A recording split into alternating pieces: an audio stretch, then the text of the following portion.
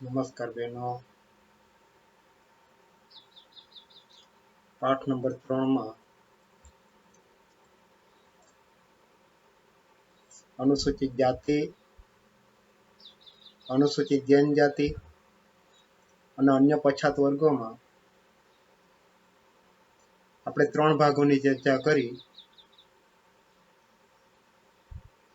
પ્રથમ ભાગ પછાત વર્ગોમાં કોનો સમાવેશ કરવામાં આવે છે? 3 અનુસૂચિત જાતિ, અનુસૂચિત જનજાતિ અને અન્ય પછાત વર્ગોનો સમાવેશ કરવામાં આવે. જેમાં ભાગ 1 માં આપણે અનુસૂચિત જાતિ કોને કહેવામાં આવે એની વ્યાખ્યા જોઈ. ભારતમાં અનુસૂચિત જનજાતિનું વર્ગીકરણની ચર્ચા કરી. અનુસૂચિત જાતિના મુખ્ય વ્યવસાયો કયા એની ચર્ચા કરી. ભારતમાં અને ગુજરાતમાં અનુસૂચિત જાતિનું પ્રમાણ કેટલા ટકા છે એની ચર્ચા કરી. કયા રાજ્યમાં અનુસૂચિત જાતિના વસવાટો જોવા મળતા નથી એની ચર્ચા કરી. ભારત અને ગુજરાતમાં અનુસૂચિત જાતિનું પ્રમાણ, જેમાં સ્ત્રી અને પુરુષનું પ્રમાણ કેટલા ટકા છે, કેટલી વસ્તી છે એની ચર્ચા કરી. ત્યાર પછી અત્યારની સ્થિતિમાં અનુસૂચિત જાતિમાં આવેલા પરિવર્તનની ચર્ચા કરી. અનામતના લાભને ધ્યાનમાં રાખીને અથવા કેટલા કાયદાઓ ઘડવામાં આવેલા છે, બંધારણમાં કેટલી જોગવાઈઓ કરવામાં આવેલી છે એને ધ્યાનમાં રાખીને અનુસૂચિત જાતિમાં અત્યારે થોડા ઘણા અંશે વિકાસ થયેલો છે એની ચર્ચા કરી. ત્યાર પછી ભાગ નંબર 2 માં અન્ય પછાત વર્ગોમાં નહીં પણ પછાત વર્ગોમાં બીજો સમૂહ છે અનુસૂચિત જનજાતિ. અનુસૂચિત જનજાતિ કોને કહેવામાં આવે એની ચર્ચા કરી. અનુસૂચિત જનજાતિ નું પ્રમાણ વિશ્વમાં સૌથી વધારે કયા દેશમાં છે એની ચર્ચા કરી. ભારત કયું સ્થાન ધરાવે છે એની ચર્ચા કરી. પ્રથમ પ્રકરણમાં આપણે ચર્ચા કરેલી છે આંકડાકીય માહિતી, જે આ પાઠમાં આપવામાં આવેલી નથી. ભારતમાં અનુસૂચિત જનજાતિનું પ્રમાણ સૌથી વધારે કયા રાજ્યમાં છે, સૌથી ઓછું કયા રાજ્યમાં છે, પરિશિષ્ટ પાછળ પણ આપવામાં આવેલું છે પાઠ્યપુસ્તકમાં. એની સાથે ગુજરાતની વાત કરવામાં આવે તો ગુજરાતમાં કેટલા ટકા આદિવાસીઓ છે, સૌથી વધારે કયા જિલ્લામાં છે, સૌથી ઓછી કયા જિલ્લામાં છે એની ચર્ચા આપણે કરી. પાઠ નંબર 1 માં આપવામાં આવેલી છે. અનુસૂચિત જનજાતિના લક્ષણો 19 જેટલા લક્ષણો આપવામાં આવેલા છે. 19 લક્ષણ પરીક્ષામાં 5 માર્કના પ્રશ્નમાં પૂછાતો નથી, એટલે ખાસ ધ્યાનમાં રાખજો. કદાચ 2 માર્કના પ્રશ્નમાં પૂછાય તો આપણને 7 થી 8 આવડતા હોવા જોઈએ, અથવા કોઈ એક પોઈન્ટ કાઢીને 2 માર્કના પ્રશ્નમાં પૂછવામાં આવે. અનુસૂચિત જાતિમાં ટોટેમવાદ સમજાવો. અનુસૂચિત જનજાતિમાં યુવા ગૃહ સમજાવો. અનુસૂચિત જનજાતિમાં ધાર્મિક વિધિ વિધાનો સમજાવો. 2 માર્કના પ્રશ્નમાં પૂછાય. કદાચ 3 માર્કના પ્રશ્નમાં પૂછાય તો આપણને ઓછામાં ઓછા 5 મુદ્દા આવડતા હોવા જોઈએ. તેની ચર્ચા આપણે ભાગ 2 માં કરી છે. એની સાથે ભારતમાં અનુસૂચિત જનજાતિનું વર્ગીકરણ આપવામાં આવ્યું છે 6 વિભાગમાં. 2 માર્કના પ્રશ્નમાં પૂછાય તો ફક્ત પોઈન્ટ લખવાના છે. 1 માર્કના પ્રશ્નમાં પૂછવામાં આવે તો અંદર આપવામાં આવેલી વિગતમાંથી પૂછવામાં આવે, અથવા 2 માર્કના પ્રશ્નમાં કોઈ એક પોઈન્ટ લઈને પૂછવામાં આવે. વસ્તુની દ્રષ્ટિએ વર્ગીકરણ, સાંસ્કૃતિક દ્રષ્ટિએ વર્ગીકરણ, ભૌગોલિક દ્રષ્ટિએ વર્ગીકરણ, અથવા 3 માર્કના પ્રશ્નમાં પણ ભૌગોલિક રીતે પૂછવામાં આવે. ભાષા કઈ રીતે પૂછવામાં આવે કે જાતિ કઈ રીતે પૂછવામાં આવે. 2 માર્કના પ્રશ્નમાં પૂછાય અને 3 માર્કના પ્રશ્નમાં પૂછાય. ત્યાર પછી આપણે ચર્ચા કરી અનુસૂચિત જનજાતિમાં સાંસ્કૃતિક વૈવિધ્ય. પાઠ નંબર 2 માં પણ આપવામાં આવ્યું છે. આદિવાસી સંસ્કૃતિ કેટલીક વિગતો આપવામાં આવી છે, જેમાં 3 બાબતની આપણે ચર્ચા કરી છે. ટોટેમવાદની ચર્ચા છે, જાદુના પ્રકારોની વાત કરવામાં આવેલી છે, અને વેરિયર એલ્વિને 2 વાદ દર્શાવેલા છે, 2 વાદની ચર્ચા કરી, અને કયા વાજિંત્રનો ઉપયોગ કરવામાં આવે છે એ વાજિંત્રની ચર્ચા કરી. ત્યાર પછી બીજો સમુદાય, બીજા ભાગમાં આપણે જોયું અન્ય પછાત વર્ગો. અન્ય પછાત વર્ગો કોને કહેવામાં આવે?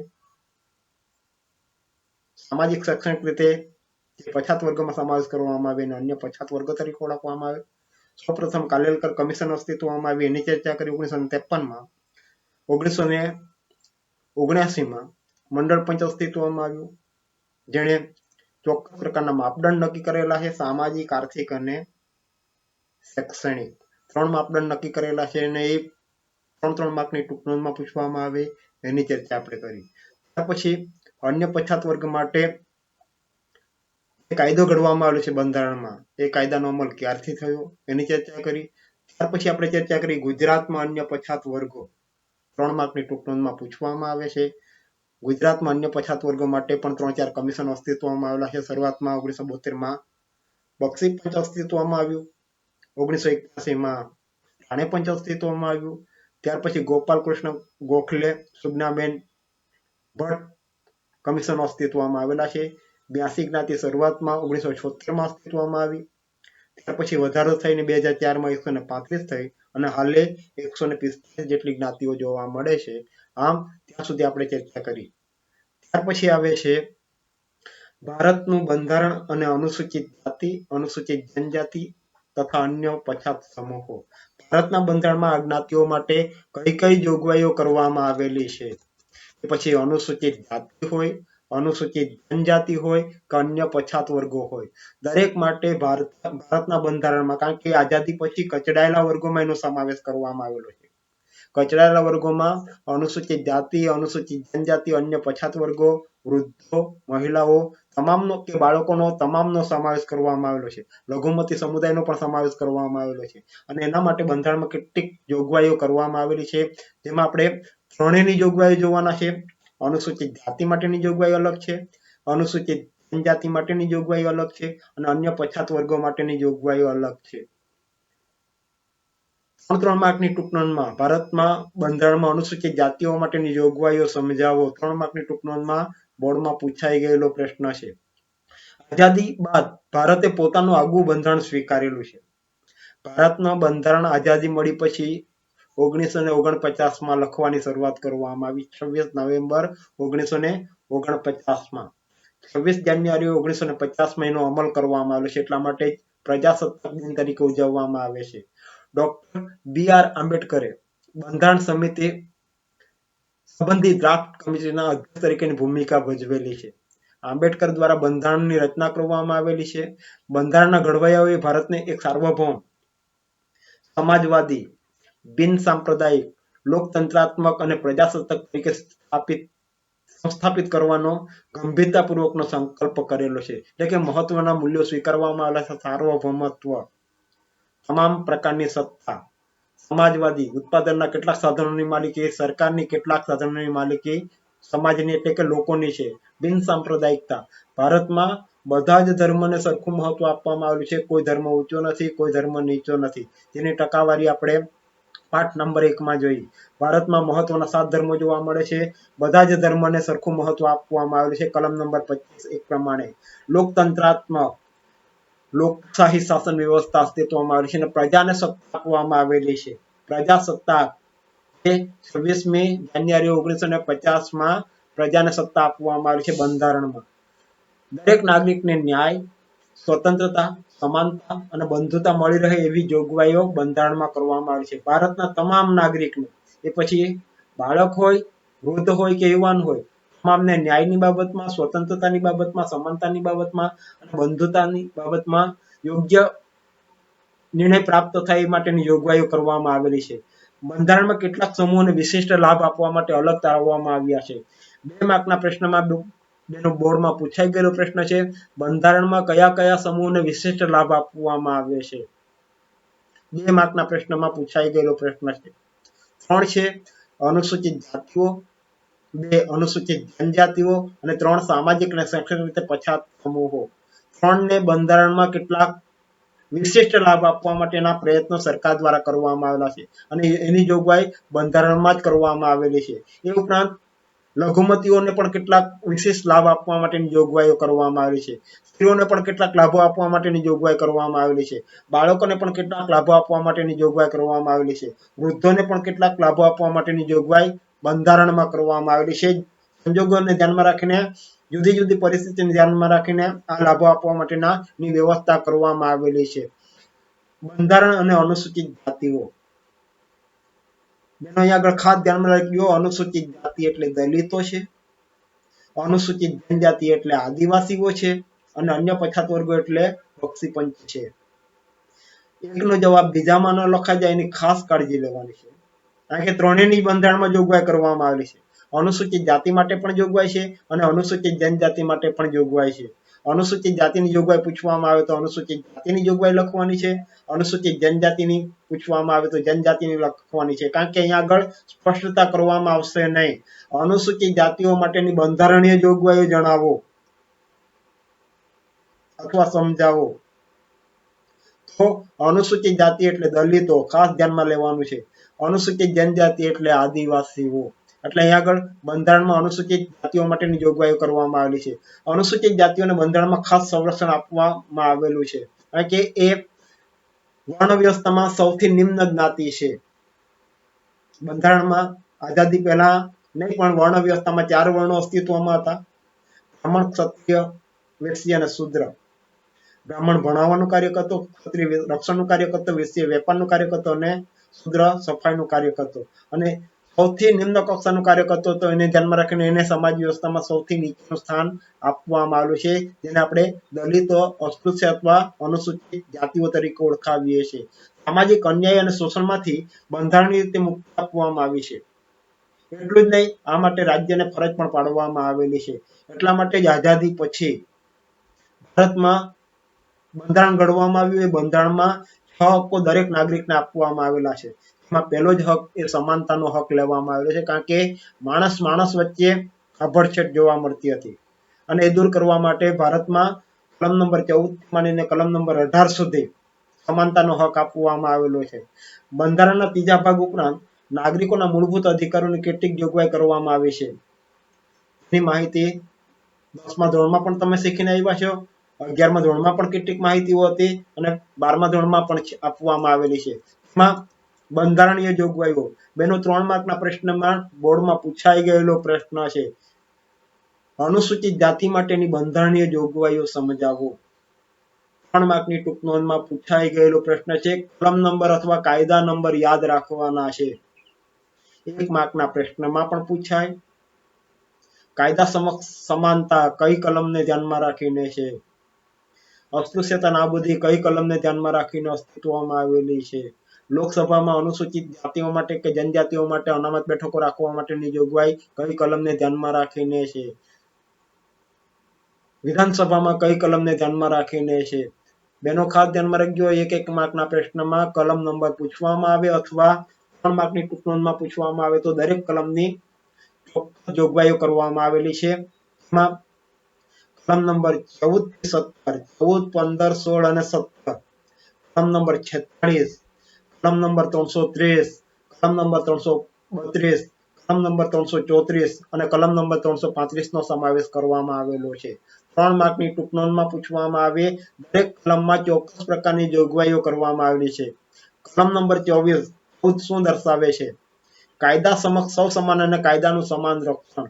વ્યક્તિ ગમે તે જ્ઞાતિનો હોય, ગમે તે ધર્મનો હોય, ગમે તે પ્રદેશનો હોય, ગમે તે લિંગ ધરાવતો હોય, ગમે ત્યાં જન્મ સ્થાન ધરાવતો હોય, કાયદા સમક્ષ એ પછી ઉચ્ચ જ્ઞાતિનો હોય કે નિમ્ન જ્ઞાતિનો હોય, ગ્રામીણ સમુદાયનો હોય કે નગર સમુદાયનો હોય, આદિવાસી સમુદાયનો હોય, દરેક વ્યક્તિઓ માટે કાયદા નંબર 14 પ્રમાણે કાયદા સમક્ષ સમાનતા છે, સમાન કાયદાનું રક્ષણ છે.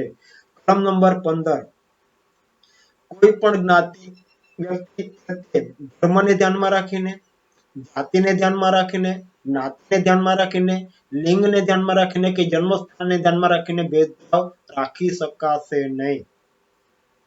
કલમ નંબર 15માં દર્શાવવામાં આવેલું છે, કોઈ પણ વ્યક્તિ પ્રત્યે ધર્મને ધ્યાનમાં રાખીને, જાતિને ધ્યાનમાં રાખીને, જ્ઞાતિને ધ્યાનમાં રાખીને, લિંગ અથવા જન્મસ્થાનને ધ્યાનમાં રાખીને ભેદભાવ રાખી શકાશે નહીં. કાયદા નંબર 15માં આપવામાં આવેલું છે. કાયદા નંબર 16 કલમ નંબર 16 માં જાહેર નોકરીઓ બાબતમાં તકની સમાનતા અનુસૂચિત જનજાતિના વ્યક્તિઓ માટે કલમ નંબર 16 પ્રમાણે જાહેર નોકરીઓમાં અનામત બેઠકો રાખવાની જોગવાઈ કરવામાં આવેલી છે. કલમ નંબર 17 એ અસ્પૃશ્યતા નાબૂદી છે. અસ્પૃશ્યતા એટલે શું આગળ પણ આપણે ચર્ચા કરેલી છે, ફરીથી વ્યાખ્યા બોલું. અમુક જ્ઞાતિના પડછાયાથી અમુક અંતરેથી આભડછેટ લાગી જવાની માન્યતા એટલે અસ્પૃશ્યતા. માણસ માણસને અડે એટલે અભડાઈ જાય અને એને ધ્યાનમાં રાખીને એટલો જ હક એ સમાનતાનો લેવામાં આવ્યો છે. માણસ માણસ વચ્ચે ભેદ રાખી શકાશે નહીં અને એને ધ્યાનમાં રાખીને કલમ નંબર 17 માં અસ્પૃશ્યતા નાબૂદી માટેનો કાયદો 1955 માં ઘડવામાં આવેલો છે. પણ 1955 માં ઘડવામાં આવેલા કાયદામાં કોઈ જોગવાઈ નહીં હતી શું સજા કરવામાં આવશે અને એને ધ્યાનમાં રાખીને એ કાયદામાં 1976 માં સુધારો કરવામાં આવ્યો. કોઈ પણ વ્યક્તિ અસ્પૃશ્યતા અંગે ગેરવર્તણૂક દર્શાવશે આવી વ્યક્તિઓને 3 માસની જેલની સજા અને 3000 રૂપિયા નાણાકીય દંડની જોગવાઈ કરવામાં આવેલી છે.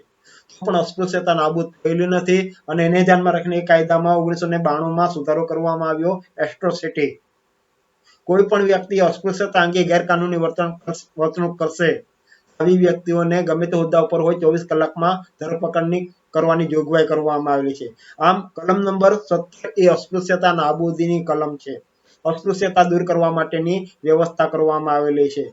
હજુ પણ ગ્રામીણ સમુદાયમાં આપણે જાણીએ છીએ, નગર સમુદાયમાં થોડા ઘણા અંશે પરિવર્તન આવેલું છે, બાકી ગ્રામીણ સમુદાયમાં હજુ પણ નિમ્ન જ્ઞાતિના વસવાટો ગામના છેવાડે જોવા મળે છે. કલમ નંબર 46 અનુસૂચિત જાતિઓ, અનુસૂચિત જનજાતિઓ અને અન્ય નબળા વર્ગોના શૈક્ષણિક અને આર્થિક હિતોની અભિવૃદ્ધિ કરવી. જે કાંઈ હકો આપવામાં આવેલા છે હેતુઓને ધ્યાનમાં રાખીને પછી ત્રણેય વર્ગને ધ્યાનમાં લેવામાં આવેલા છે. અનુસૂચિત જાતિ હોય, અનુસૂચિત જનજાતિ હોય કે અન્ય પછાત વર્ગો હોય, ત્રણેયને ધ્યાનમાં રાખીને નક્કી કરવામાં આવેલું છે. ત્યાર પછી કલમ નંબર 330 લોકસભા એટલે કે સંસદ સભ્ય તરીકે લોકસભામાં અનુસૂચિત જાતિઓ અને અનુસૂચિત જનજાતિઓ માટે અનામત બેઠકો છે. અનુસૂચિત જાતિ એટલે કે દલિતો અને અનુસૂચિત જનજાતિ એટલે આદિવાસીઓ બંને માટે લોકસભા એટલે કે સંસદ સભ્ય તરીકે કલમ નંબર 330 પ્રમાણે અનામત બેઠકો રાખવાની જોગવાઈ કરવામાં આવેલી છે. ઉમેદવારી નોંધાવી શકે છે. બીજી જ્ઞાતિના વ્યક્તિઓ ઉમેદવારી નોંધાવી શકતા નથી. કલમ નંબર 332 રાજ્યોની વિધાનસભા એટલે કે ધારાસભ્ય. કલમ નંબર 332 પ્રમાણે ધારાસભ્ય માટે પણ અનુસૂચિત જાતિઓ અને અનુસૂચિત જનજાતિઓ માટે અનામત બેઠકો રાખવાની જોગવાઈ કરવામાં આવેલી છે. કલમ નંબર 330 માં લોકસભા માટે છે એટલે કે સંસદ સભ્ય માટે છે. કલમ નંબર 332 એ વિધાનસભા એટલે કે ધારાસભ્ય માટે છે. અનુસૂચિત જાતિ અને અનુસૂચિત જનજાતિ બંને માટે કલમ નંબર 330 અને 332 પ્રમાણે અનામત બેઠકો રાખવાની જોગવાઈ કરવામાં આવેલી છે. કલમ નંબર 334 રાજકીય અનામત બેઠકોનો 70 વર્ષ પછી અંત આવશે. 70 વર્ષ પછી રાજકીય અનામત બેઠકો નાબૂદ કરવા માટેની વાત કલમ નંબર 334 માં કરવામાં આવેલી છે. કલમ નંબર 335 અનુસૂચિત જાતિઓ અને અનુસૂચિત જનજાતિઓના સેવાઓ અને જગ્યાઓ માટે હક દાવાઓ. કાંઈ અનામત બેઠકો રાખવામાં આવેલી છે એમાં ચોક્કસ પ્રકારના બઢતી માટેના હકો કલમ નંબર 335 પ્રમાણે આપવામાં આવેલા છે. એ પછી અનુસૂચિત જાતિ હોય કે અનુસૂચિત જનજાતિ હોય. આમ બંધારણની જોગવાઈ પૂછવામાં આવે તો અહીંયા આગળ આપવામાં આવેલી છે એ પ્રમાણેની જોગવાઈઓ કરવામાં આવેલી છે. એટલે બેનો ખાસ ધ્યાનમાં લેજો, 3 માર્કના પ્રશ્નમાં પૂછવામાં આવે અનુસૂચિત જાતિ માટેની બંધારણીય જોગવાઈઓ સમજાવો. ત્યાં આગળ તમામ કલમો અથવા કાયદાઓ છે. કલમ નંબર 14 થી 17, 14, 15, 16 અને 17, કલમ નંબર 46, કલમ નંબર 330, કલમ નંબર 332, કલમ નંબર 334, કલમ નંબર 335. એનો ખાસ ધ્યાનમાં રાખજો, આટલી કલમો છે એ બંધારણીય જોગવાઈઓ છે. ત્યાર પછી આવે છે પ્રશ્ન બદલાઈ જાય છે, 3 માર્કના પ્રશ્નમાં પૂછાય અનુસૂચિત જાતિ માટેની કલ્યાણ યોજનાઓ સમજાવો. 3 માર્કના પ્રશ્નમાં પૂછાય. કલ્યાણ યોજનાઓ અલગ છે અને બંધારણીય જોગવાઈઓ અલગ છે. કલ્યાણ યોજનાઓમાં 3 યોજનાઓનો સમાવેશ કરવામાં આવેલો છે. શૈક્ષણિક યોજનાઓ, આર્થિક યોજનાઓ અને સામાજિક યોજનાઓ. 3 યોજનાઓનો સમાવેશ કરવામાં આવેલો છે. ભારત સરકાર અને ગુજરાત સરકારે અનુસૂચિત જાતિ કલ્યાણ યોજનાઓ અને કાર્યક્રમો દ્વારા ઉત્કર્ષ પ્રવૃત્તિઓ હાથ ધરેલી છે. અનુસૂચિત જાતિઓ માટે ચોક્કસ પ્રકારની જોગવાઈઓ શૈક્ષણિક યોજનાઓ નક્કી કરવામાં આવેલી છે, જેમાં યુનિફોર્મ 1 થી 7 ધોરણ ભણતા વિદ્યાર્થીઓ માટે આ જ્ઞાતિના વિદ્યાર્થીઓ માટે 150 રૂપિયાની મર્યાદામાં 2 જોડી યુનિફોર્મ આપવા માટેની વ્યવસ્થા સરકાર દ્વારા કરવામાં આવેલી છે. અનુસૂચિત જાતિના કોઈ પણ વિદ્યાર્થી હોય, 1 થી 7 ધોરણ ભણતા હોય અને 150 રૂપિયાની મર્યાદામાં 2 જોડી યુનિફોર્મ આપવાની વ્યવસ્થા કરવામાં આવેલી છે, જોગવાઈ કરવામાં આવેલી છે. એ ઉપરાંત આ જ્ઞાતિના વ્યક્તિઓ માટે આશ્રમ શાળાઓ સ્થાપવાની જોગવાઈ કરવામાં આવેલી છે. આશ્રમ શાળાની સાથે ત્યાં છાત્રાલયની વ્યવસ્થા પણ કરવામાં આવેલી છે. આ જ્ઞાતિઓમાં આવતા એટલે કે અનુસૂચિત જાતિઓમાં આવતા વિદ્યાર્થીઓ માટે ફી માફીની વાત કરવામાં આવી છે. ફી માફીની જોગવાઈ કરવામાં આવી છે. પ્રતિભાશાળી વિદ્યાર્થીઓને પ્રોત્સાહન 10મા ધોરણમાં બોર્ડમાં એટલે કે એસએસસી બોર્ડમાં 1 થી 5 નંબર આવતા આ જ્ઞાતિના વિદ્યાર્થીઓ માટે પ્રોત્સાહક ઇનામો આપવામાં આવે છે. ઉપરાંત 12મા ધોરણમાં એચએસસી બોર્ડમાં 1 થી 3 નંબરમાં આવેલા વિદ્યાર્થીઓને પ્રોત્સાહક ઇનામ આપવામાં આવે છે. આમ અહીં આગળ એ પણ જોગવાઈ કરવામાં આવેલી છે. અસ્વચ્છ વ્યવસ્થામાં રોકાયેલા વાલીઓને બાળકોના શિષ્યવૃત્તિ આપવામાં આવે છે.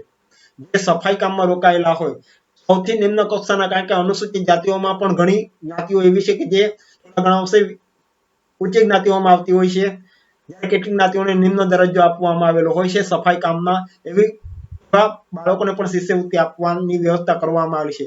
નિઃશુલ્ક ભોજન, આશ્રમ શાળામાં છાત્રાલયની વ્યવસ્થા કરવામાં આવી છે અને છાત્રાલયમાં નિઃશુલ્ક ભોજન આપવામાં આવે છે. વિદ્યાર્થી હાઈસ્કૂલ લેવલ સુધી જ નહીં, કોલેજ માટે પણ આપવામાં આવે છે. ઓછા વ્યાજે લોન, અહીંયા આગળ ભણવા માટે અનુસૂચિત જાતિના વિદ્યાર્થીઓ માટે વકીલાત ભણવા માટે, ડોક્ટરી ભણવા માટે ઓછા વ્યાજે લોન આપવામાં આવે છે. 4% દરે 4 લાખ રૂપિયા લોન આપવામાં આવે છે. એ જ રીતે વિદેશી તાલીમ, કોઈ વિદ્યાર્થી ભારતના બદલે વિદેશ તાલીમ લેવા માટે જવા માંગતા હોય તો એવા વિદ્યાર્થીઓને પણ તાલીમ માટેનો ખર્ચ સરકાર દ્વારા આપવામાં આવે છે અને પ્રોત્સાહિત કરવામાં આવે છે. આમ આ 5-6 બાબતો છે એ શૈક્ષણિક યોજનાઓ છે. જેમાં યુનિફોર્મની વાત કરવામાં આવેલી છે, આશ્રમ શાળાની વાત કરવામાં આવેલી છે, છાત્રાલયની વાત કરવામાં આવેલી છે, પ્રતિભાશાળી વિદ્યાર્થીઓની વાત કરવામાં આવેલી છે, નિઃશુલ્ક ભોજનની વાત કરવામાં આવેલી છે, ઓછા વ્યાજે લોનની વાત કરવામાં આવેલી છે, વિદેશી તાલીમની વાત કરવામાં આવેલી છે. બહેનો, અહીંયા આગળ શૈક્ષણિક યોજનાઓ છે, ધ્યાનમાં રાખજો. અનુસૂચિત જાતિની કલ્યાણ યોજનાઓની શૈક્ષણિક યોજનાઓ છે. ત્યાર પછી આર્થિક યોજનાઓ. અનુસૂચિત જાતિઓમાં આર્થિક વિકાસ માટે પણ ચોક્કસ પ્રકારની જોગવાઈઓ કરવામાં આવી છે. ખેડૂતોને સહાય, કોઈ આ જ્ઞાતિમાં આવતો હોય અને આ વ્યક્તિ કદાચ ખેતી માટે જમીન ખરીદવા માંગતો હોય તો 25,000ની મર્યાદામાં સરકાર દ્વારા સહાય કરવામાં આવે છે. 25,000ની મર્યાદામાં એવા વ્યક્તિઓને નાણાકીય સહાય કરવામાં આવે છે. લઘુ ઉદ્યોગ માટે લોન, આ જ્ઞાતિમાં આવતા હોય એવા વ્યક્તિઓને નાના ઉદ્યોગો શરૂ કરવા માંગતા હોય તો સરકાર દ્વારા લોન આપવામાં આવે છે ઓછા વ્યાજના દરે. તબીબી સ્નાતકો માટે, કદાચ ડોક્ટરી ડિગ્રી પ્રાપ્ત કરી લીધા પછી આ વ્યક્તિ સ્વતંત્ર વ્યવસાય કરવા માંગતા હોય તો એવા વ્યક્તિઓને પણ સરકાર દ્વારા 4% દરે 4 લાખ રૂપિયા લોન આપવામાં આવે છે. વકીલો માટે પણ વકીલની ડિગ્રી પૂરી કર્યા પછી વકીલાતનો ધંધો કરવા માંગતા હોય તો આવા વ્યક્તિઓને પણ સરકાર દ્વારા લોન આપવામાં આવે છે. એ ઉપરાંત મહિલા ઉદ્યોગ સાહસિકોને પણ લોન આપવામાં આવે છે, સહાય કરવામાં આવતી હોય છે. આ બાબત છે આર્થિક વિકાસ માટેની યોજનાઓ. 2 માર્કના પ્રશ્નમાં પ્રશ્ન પૂછવામાં આવે, અનુસૂચિત કલ્યાણ યોજનાઓમાં આર્થિક યોજનાઓ સમજાવો. આર્થિક યોજનાઓમાં ખેડૂતોને સહાય આપવામાં આવે છે, લઘુ ઉદ્યોગ માટે લોન આપવામાં આવે છે. એ ઉપરાંત તબીબી સ્નાતકો, વકીલો માટે અને મહિલાઓ માટે લોન આપવામાં આવે છે. ત્યાર પછી ત્રીજી યોજના, કલ્યાણ યોજનાઓમાં ત્રીજી યોજના એ સામાજિક યોજના છે.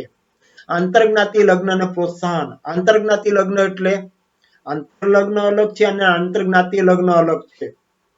આંતરલગ્ન એટલે પોતાની જ્ઞાતિ, પેટા જ્ઞાતિ કે પેટા સમૂહમાંથી જીવનસાથીની પસંદગી કરવામાં આવે એને આંતરલગ્ન કહેવામાં આવે. અહીંયા આગળ આંતરજ્ઞાતિ લગ્ન છે. પોતાની જ્ઞાતિ સિવાય બીજી જ્ઞાતિમાંથી જીવનસાથીની પસંદગી કરવામાં આવે, પોતાની જ્ઞાતિ સિવાય બીજી જ્ઞાતિમાંથી જીવનસાથીની પસંદગી કરવામાં આવે તેને આંતરજ્ઞાતિ લગ્ન તરીકે ઓળખવામાં આવે છે. કદાચ અહીંયા આગળ આંતરજ્ઞાતિ લગ્નને પ્રોત્સાહન આપવામાં આવે છે બેમાંથી ગમે તે પાત્ર યુવક કે યુવતી અનુસૂચિત જાતિનું હોય અને બીજું પાત્ર એ ઉચ્ચ જ્ઞાતિમાં આવતું હોય અને લગ્ન સંબંધથી જોડાય તો સરકાર દ્વારા આવા લગ્ન કરનાર વ્યક્તિને 50,000 રૂપિયા નાણાકીય સહાય આપવામાં આવે છે. સરકારનો એમાં મહત્વનો ઉદ્દેશ છે ઉચ્ચ નીચનો ભેદભાવ દૂર કરવાનો. સરકારનો એમાં મહત્વનો ઉદ્દેશ બેમાંથી ગમે તે એક પાત્ર નીચ જ્ઞાતિનું હોય એટલે કે અનુસૂચિત જાતિનું હોય અને એક પાત્ર ઉચ્ચ જ્ઞાતિનું હોય અને લગ્ન સંબંધથી જોડાય તો સરકાર દ્વારા આવા લગ્નને કરનાર યુવક અને યુવતીને 50,000 રૂપિયા નાણાકીય સહાય આપવામાં આવે છે. ગરીબી રેખા નીચે જીવતા લોકોને ઘર બાંધવા સહાય.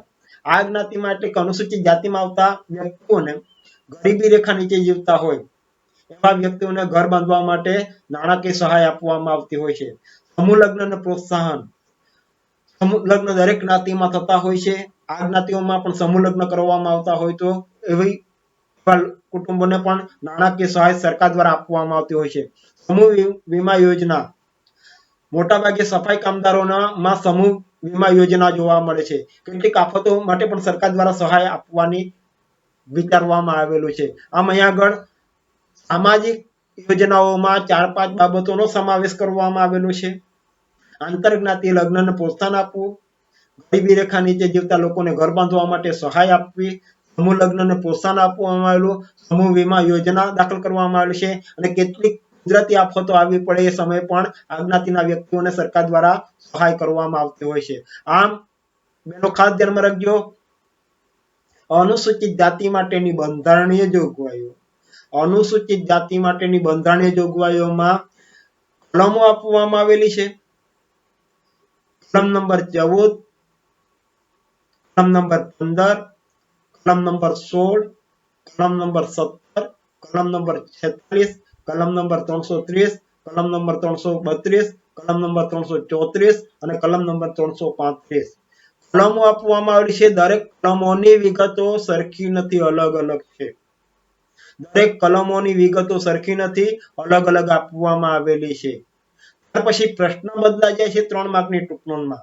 અનુસૂચિત જાતિ માટેની કલ્યાણ યોજનાઓ. જો 3 માર્કના ભેગા પ્રશ્ન પૂછવામાં આવે તો અહીંયા આગળ ઘણી વિગતો અલગ અલગ દર્શાવવાની છે. ઘણી વિગતો અલગ અલગ દર્શાવવાની છે. શૈક્ષણિક યોજના અલગ છે, આર્થિક યોજના અલગ છે અને સામાજિક યોજના અલગ છે. કોઈ એક પોઈન્ટ પૂછવામાં આવે શૈક્ષણિક યોજનાઓ જણાવો, અનુસૂચિત જાતિ માટેની શૈક્ષણિક યોજનાઓ જણાવો તો ત્યાં આગળ ફક્ત વિદ્યાર્થીઓની જ વાત આવશે. યુનિફોર્મ હોય, આશ્રમ શાળા હોય, છાત્રાલય હોય, પ્રતિભાશાળી વિદ્યાર્થીઓ હોય કે પછી નિઃશુલ્ક ભોજન વ્યવસ્થા હોય, ઓછા વ્યાજે લોન આપવામાં આવતી હોય કે વિદેશી તાલીમ આપવામાં આવતી હોય, ફક્ત વિદ્યાર્થીને ધ્યાનમાં રાખીને છે. જ્યારે આર્થિક યોજનામાં વિદ્યાર્થીને ધ્યાનમાં લેવામાં આવેલું નથી.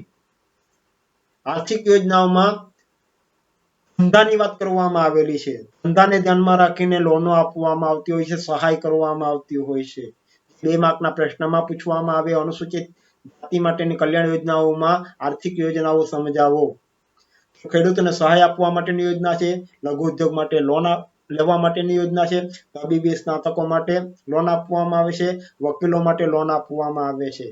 પછી બીજી બાબત અલગ છે, સામાજિક યોજનાઓ જણાવો. અનુસૂચિત જાતિ માટેની સામાજિક કલ્યાણ યોજનાઓ જણાવો. તો આમાં પણ 3-4 બાબતોનો ઉલ્લેખ કરવામાં આવેલો છે. આંતરજ્ઞાતીય લગ્નને પ્રોત્સાહનની વાત કરવામાં આવી છે, એટલે કે બીજી જ્ઞાતિમાંથી જીવનસાથીની પોતાની જ્ઞાતિ નહીં પણ બીજી જ્ઞાતિમાંથી, એમાં 2 માંથી ગમે તે પાત્ર અનુસૂચિત જાતિનું હોવું જોઈએ. 2 માંથી ગમે તે પાત્ર અનુસૂચિત જાતિનું હોવું જોઈએ. સરકાર દ્વારા પ્રોત્સાહન રૂપે 50,000 રૂપિયા આપવામાં આવે છે. ગરીબી રેખા નીચે જીવતા લોકોને ઘર બાંધવા માટે મકાન બાંધની સહાય આપવામાં આવે છે. લગભગ અત્યારની સ્થિતિમાં 45,000 રૂપિયા જેટલા રકમ આપવામાં આવે છે. 1 પણ રૂપિયો પાછો ભરવાનો નથી. સમૂહ લગ્નને પ્રોત્સાહન આપવામાં આવે છે. સમૂહ વીમા ને પ્રોત્સાહન આપવા માટેની સહાય કરવામાં આવે છે. આમ અનુસૂચિત જાતિ માટેની જોગવાઈઓમાં બંધારણીય જોગવાઈઓ છે. કલ્યાણ યોજનાઓમાં 3 યોજનાની વાત કરવામાં આવેલી છે. શૈક્ષણિક યોજના, આર્થિક યોજના અને સામાજિક યોજના. ત્યાર પછીનો પોઈન્ટ આવશે એ આદિવાસી વિકાસ માટેના કાર્યક્રમ.